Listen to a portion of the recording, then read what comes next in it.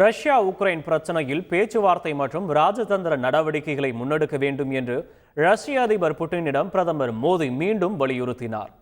அண்மையில் நடைபெற்ற ரஷ்ய அதிபர் தேர்தலில் அதிபர் புட்டின் 5வது முறையாக மீண்டும் வெற்றி பெற்றுள்ளார். இந்நிலையில் புட்டினை தொலைபேசியில் தொடர்பு கொண்டு பேசிய பிரதமர் மோடி ரஷ்ய அதிபராக மீண்டும் தேர்வு செய்யப்பட்டதற்கு வாழ்த்து தெரிவித்தார். மேலும் ரஷ்யா உக்ரைன் பிரச்சனையில் பேச்சுவார்த்தை மற்றும் ராஜதந்திர உறவு ஆகியவற்றை முன்னெடுத்து செல்ல வேண்டும் என்ற இந்தியாவின் நிலைப்பாட்டை புட்டினிடம் பிரதமர் மோடி மீண்டும் வலியுறுத்தினார். உக்ரைன் அதிபர் ஜெலன்ஸ்கியுடன் பிரதமர் மோடி தொலைபேசியில் பேசினார். அப்போது இந்தியா உக்ரைன் இடையிலான உறவை மேலும் வலுப்படுத்துவது குறித்து இருவரும் ஆலோசனை நடத்தினர்.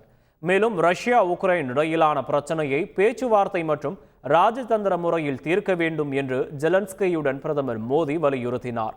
பிரச்சனையை அமைதியான முறையில் தீர்ப்பதற்கு தம்மால் இயன்ற அனைத்து உதவிகளையும் இந்தியா தொடர்ந்து மேற்கொள்ளும் என்றும் பிரதமர் மோடி உறுதியளித்தார்.